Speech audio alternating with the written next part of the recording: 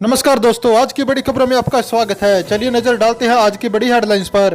PM Modi ने launch किया गरीब कल्याण रोजगार अभियान। मजदूरों को रोज होगी 202 रुपए की कमाई, कराए जाएंगे ये बड़े काम। इसके बाद हम जानेंगे एयर इंडिया का कर्मचारियों को तोहफा, हफ्ते में 3 दिन काम करके मिलेगी 60% सैलरी, ये लोग उठा सकेंगे फायदा। इसके बाद हम जानेंगे 14 दिन में पेट्रोल और डीजल के दाम में आया लगभग 8 रुपए तक का उछाल, जानिए आज के रेट्स। इसके अलावा जम्मू कश्मीर के कठुआ में भारतीय सीमा के 250 मीटर अंदर उड़ रहा था, उसमें हथियार भी अटैच थे। अगली बड़ी खबर में हम जानेंगे करण जौहर की उतार चढ़ाव भरी जिंदगी का और करियर। 43 फिल्में बनाई, 12 नए कलाकारों को मौका दिया, इनमें 7 स्टार्स किड्स। आज की पहली बड़ी खबर में पेश है चीनी बीमारी का बिल्कुल ताजा अपडेट पूरे देश भर से। दोस्तों, देश में कोरोना मरीजों की संख्या बढ़कर 3,95,841 हो गई। पिछले 24 घंटे में रिकॉर्ड 14,721 मामले सामने आए, वहीं 9,026 मरीज स्वस्थ भी हुए। अच्छी खबर यह है कि देश में 24 राज्य ऐसे हैं जहां स्वस्थ हुए लोगों की संख्या मरीजों से ज्यादा हो गई।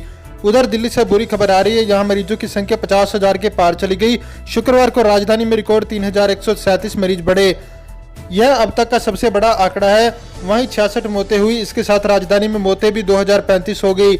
उधर देश में शुक्रवार को 365 मौतें हुए, इनमें सबसे ज्यादा महाराष्ट्र में 165 मरीजों ने दम तोड़ा। तमिलनाडु में लगातार तीसरे दिन 2,000 मरीज बढ़े, यहाँ शुक्रवार को 2,115 नए संक्रमित मिले। उत्तर प्रदेश में 809, गुजरात में 540, हरियाणा में 525, राजस्थान में 299, मध्य प्रदेश में 156 मामले सामने आए। यह आंकड़े कोविड-19 इंडिया.org और राज्यों से मिली जानकारी के अनुसार हैं। चलिए बढ़ते हैं आज की अगली बड़ी खबर की ओर। पीएम मोदी ने लॉन्च किया गरीब कल्याण रोजगार अभियान। मजदूरों की रोज होगी 202 रुपए की कमाई, कराए जाएंगे ये काम। कोरोना की वजह से लगे लॉकडाउन के दौरान अलग अलग शहरों से लाखों की संख्या में प्रवासी मजदूर अपने अपने घरों को लौट चुके हैं। लॉकडाउन में इन प्रवासी मजदूरों के सामने रोजी रोटी का संकट आ गया। इस परेशानी को ध्यान में रखते हुए केंद्र सरकार आज गरीब कल्याण रोजगार अभियान को लॉन्च किया है। इस अभियान के तहत 125 दिनों तक मजदूरों को अलग अलग कामों में रोजगार मुहैया कराया जाएगा। गरीब कल्याण रोजगार अभियान के तहत कुल 125 दिनों का काम चलेगा। इसमें रोज की मजदूरी मनरेगा की मजदूरी के हिसाब से दी जाएगी। इस लिहाज से एक कामगार को रोज 202 रुपए मिलेंगे। 125 दिनों के लिए मिलेगा रोजगार। वित्त मंत्री निर्मला सीतारमण ने जानकारी दी है कि योजना की शुरुआत में 125 दिनों तक व्यापक स्तर पर अभियान चलाकर लोगों को रोजगार मुहैया कराए जाएंगे। इसके लिए फिलहाल 6 राज्यों के 116 जिलों को चुना गया है। अभियान को कामयाब बनाने के लिए सरकारी तंत्र प्रवासी श्रमिकों की सहायता के लिए मिशन मोड में काम करेंगे। चलिए जानते हैं अगली बड़ी खबर में क्या है। एयर इंडिया का कर्मचारियों को तोहफा, हफ्ते में 3 दिन काम करके मिलेगी 60% सैलरी, ये लोग उठा सकेंगे फायदा। कोरोना वायरस लॉकडाउन के दौरान संकट मोचन बनी सरकारी एयरलाइन कंपनी एयर इंडिया ने कर्मचारियों की सैलरी में कटौती हो जाएगी। हालांकि इस दौरान उनको काम कम करने का विकल्प मिल रहा है। कंपनी ने शुक्रवार को shorter working week scheme launch किया है। इस स्कीम के तहत पायलट और क्रू केबिन को छोड़कर स्थायी कर्मचारियों को हफ्ते में 3 दिन काम करने का विकल्प बन सकते हैं। हालांकि इस दौरान उन्हें 60% सैलरी मिलेगी। इस स्कीम को 1 साल तक के लिए चुना जा सकता है। इंडियन एक्सप्रेस में छवि खबर के मुताबिक इस प्लान को लेकर एयरलाइन के अधिकारियों का कहना है कि इस स्कीम को लागू करने का सबसे बड़ा मकसद कोरोना वायरस महामारी के दौरान एयर इंडिया की नकदी प्रवाह की स्थिति को सुधारना है। अधिकारी ने आगे कहा कि स्थायी कर्मचारी इस स्कीम को 1 साल तक के लिए चुन सकते हैं। बात करेंगे आज की अगली बड़ी खबर की। चीन से टकराव के बीच अमेरिका ऐसे कर सकता है भारत की मदद, होगा बड़ा फायदा। चीन से टकराव के बीच अमेरिका भारत के तरजीह व्यापार का दर्जा फिर बहाल करने पर विचार कर रहा है। इस फैसले के बाद भारत से निर्यात होने वाले करीब 48.38 हजार करोड़ रुपए के उत्पादों को शुल्क से छूट मिल जाएगी। राष्ट्रपति डोनाल्ड ट्रंप ने जून 2019 में तरजीही व्यापार का दर्जा खत्म कर भारतीय उत्पादों पर आयात शुल्क लगा दिया था। इसके बाद में भारत ने भी 29 अमेरिकी उत्पादों पर भारी शुल्क लगाया था। अमेरिका को भारत की ओर से प्रस्ताव का इंतजार। अमेरिका के विदेश व्यापार प्रतिनिधि रॉबर्ट लाइटनर ने सदन की वित्त समिति को बताया कि अभी दोनों देशों के बीच बातचीत चल रही है। भारत की तरफ से संतुलित प्रस्ताव मिलता है कि हमें जनरलाइज्ड सिस्टम ऑफ प्रेफरेंस का दर्जा दोबारा बहाल कर सकते हैं। उन्होंने कहा कि हम भारत के साथ बड़े व्यापार सौदे पर बातचीत कर रहे हैं। उम्मीद है कि कुछ समय बाद दोनों देश मुक्त व्यापार समझौते पर सहमत हो जाए।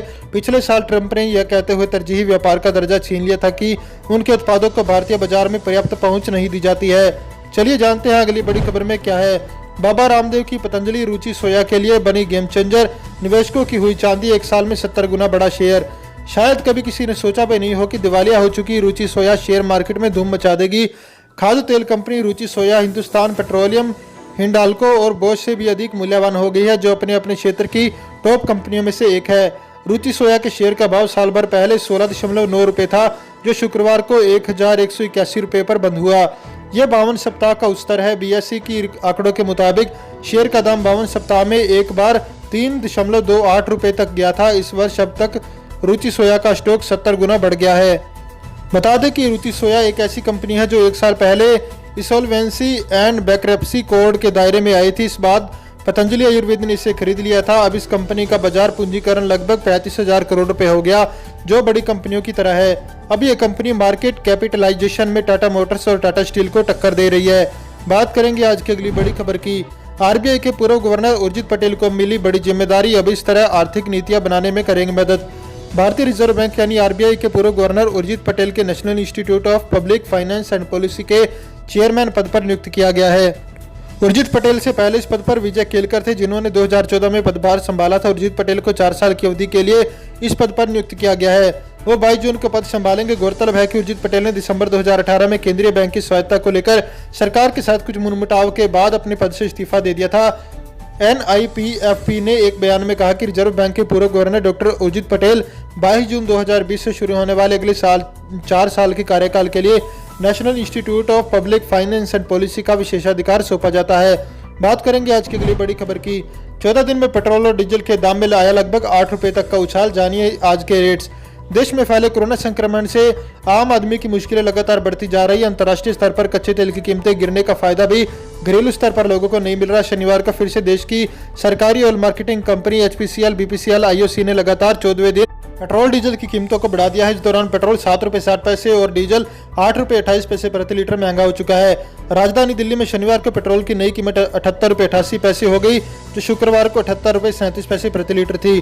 दिल्ली में डीजल की कीमत में 61 पैसे की बढ़ोतरी हो गई, यानी ये कीमत 77 रुपए 67 पैसे प्रति लीटर हो गई। वहीं इस दौरान पेट्रोल की कीमतों में 51 पैसे बढ़ोतरी हुई है। चलिए जानते हैं आज की अगली बड़ी खबर में क्या है। भारत चीन सीमा विवाद, वायुसेना प्रमुख बोले गलवान के जाबाजों की शहादत को बेकार नहीं जाने देंगे। सीमा पर चीन से चल रहे तनाव के बीच वायुसेना प्रमुख RKS भदौरिया के आज देशवासियों को भरोसा दिया कि वायुसेना किसी भी संकट से निपटने के लिए तैयार है। गलवान घाटी में हुई हिंसक झड़प और LOC पर चल रही तनातनी के बारे में उन्होंने कहा कि भारत का क्षेत्रीय वातावरण ऐसा है कि वायुसेना को हमेशा तैयार रहने की जरूरत है, इससे शॉर्ट नोटिस पर किसी भी परिस्थिति के लिए तैयार रहे। Air chief marshal RKS Bhadauria आज हैदराबाद के करीब डिंडीगुल स्थित एयरफोर्स अकेडमी में नए कैडेट ऑफिसर्स को संबोधित कर रहे थे। शनिवार को वायुसेना की कंबाइंड ग्रेजुएशन परेड थी, जिसमें नए अधिकारी एयरफोर्स में शामिल हुए। वायुसेना प्रमुख ने यहां तक कहा कि सैन्य सहमतियों के बावजूद चीन की अस्वीकार्य कार्रवाई और इसके कारण हुए मानव जीवन नुकसान के बाद भी हम प्रयासरत है कि वास्तविक नियंत्रण रेखा पर स्थिति को शांतिपूर्ण तरीके से सुलझाया जा सके, लेकिन यह स्पष्ट होना चाहिए कि किसी भी संकट से निपटने के लिए तैयार भी हैं और पर्याप्त रूप से तैनात भी हैं। चलिए बढ़ते हैं आज की अगली बड़ी खबर की ओर। नोएडा मेट्रो रेल कॉरपोरेशन ने सेक्टर 50 पिंक स्टेशन ट्रांसजेंडरों को किया समर्पित। कोरोना वायरस के कारण लागू किए गए लॉकडाउन की वजह से समाज के हर वर्ग को परेशानी का सामना करना पड़ा, लेकिन एक वर्ग ऐसा भी है जिस पर सबसे ज्यादा असर पड़ा है और वो है ट्रांसजेंडर वर्ग।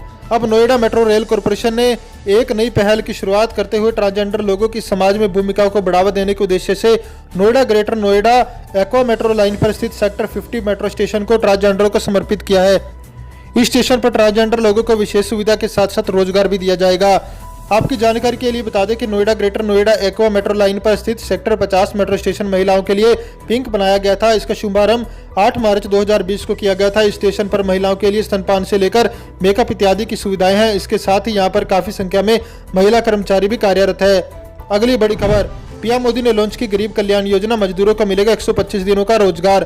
प्रधानमंत्री नरेंद्र मोदी ने आज वीडियो कॉन्फ्रेंसिंग के माध्यम से गरीब कल्याण रोजगार अभियान की शुरुआत की।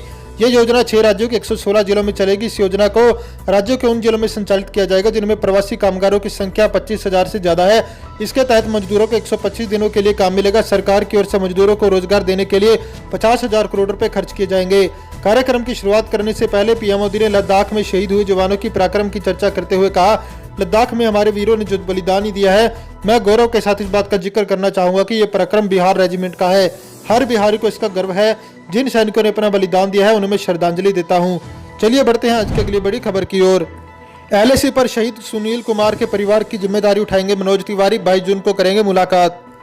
चीनी सेना के खिलाफ लद्दाख की गलवान घाटी में हुए खूनी संघर्ष में शहीद भारतीय सेना के 20 जवानों में से एक के परिवार की जिम्मेदारी बीजेपी सांसद मनोज तिवारी ने लिया है टकराव में शहीद हुए बिहार के सुनील कुमार के परिवार की जिम्मेदारी लेने की बात करते हुए तिवारी ने कहा कि वो कुर्बानी देने वाले इस परिवार से मिलने के लिए बिहार भी जाएंगे। शहीद हुए 20 सैनिकों में से सबसे ज्यादा 5 बिहार के ही थे।